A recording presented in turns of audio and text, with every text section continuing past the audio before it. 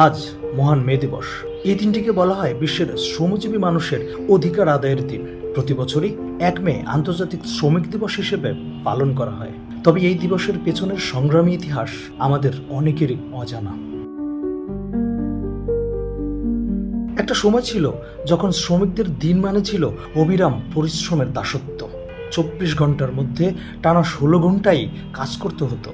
ছিল না বিশ্রাম, ছিল না ন্যায্য মজুরি। 127 বছর আগে আমেরিকার শিল্প সমাজে এটাই ছিল কঠোর বাস্তবতা। এই অন্যায়ের বিরুদ্ধে প্রতিবাদের বীজ বপন হয় 1881 সালের নভেম্বরে আমেরিকান ফেডারেশন অব লেবার প্রতিষ্ঠার মধ্য দিয়ে। 1884 সালের 7 অক্টোবর সংগঠনের 4র্থ সম্মেলনে এক ঐতিহাসিক সিদ্ধান্ত আসে।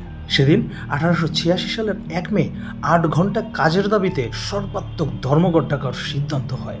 1886 সালের 1 মে শিকাগোর রাস্তায় নেমে আসেন প্রায় 5 লাখ শ্রমিক। তাদের কণ্ঠে তখন একটাই দাবি, 8 ঘন্টা কাজ, 8 ঘন্টা বিশ্রাম এবং 8 ঘন্টা ব্যক্তিগত জীবন। কিন্তু দাবি জানাতে গিয়ে রক্তে রঞ্জিত হয় রাজপথ। নিরস্ত্র শ্রমিকদের উপর গুলি চালায় পুলিশ। হতাহত হন অনেক শ্রমিক। এই ঘটনার সূত্র ধরে 3 মে ম্যাককর্মিক হারভেস্টার কারখানার সামনে আবারও বিক্ষোভে নামেন শ্রমিকরা। পুলিশ গুলি চালালে সেদিন প্রাণ হারান আরও 6 শ্রমিক। এরপর দিন 4 মে শিকাগোর হে মার্কেট স্কোয়ারে আয়োজিত হয় বিশাল এক প্রতিবাদ সমাবেশ। শান্তিপূর্ণ সেই জমায়েত রক্ষা পায়নি সহিংসতা থেকে।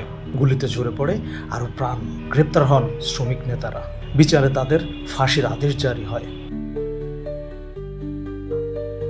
এই রক্তাক্ত ইতিহাস শুধু আমেরিকাতেই সীমাবদ্ধ থাকেনি, তা ছড়িয়ে পড়ে বিশ্বজুড়ে। শ্রমজীবী মানুষের অধিকার আদায়ের লড়াই নতুন গতি পায়। 1889 সালে প্যারিসে দ্বিতীয় আন্তর্জাতিক কংগ্রেসে সিদ্ধান্ত হয় 1 মে দিনটি হবে শ্রমিকদের অধিকার আদায়ের প্রতীক। 1891 সালে তা আনুষ্ঠানিক স্বীকৃতি পায়। পরবর্তীতে 1904 সালে আন্তর্জাতিক আহ্বানে বিশ্বজুড়ে শ্রমিক সংগঠনগুলো এই দিনে মিছিল সমাবেশ শুরু করে। অনেক দেশে এটি সরকারি ছুটির দিন হিসেবেও প্রতিষ্ঠা পায়। রক্তে লেখা সেই ইতিহাসের পথ ধরেই প্রতিষ্ঠিত হয় 8 ঘন্টা কাজের অধিকার। আর আজ বিশ্বজুড়ে মে দিবস শুধু একটি দিন নয়, বরং ন্যায্যতার প্রতীক।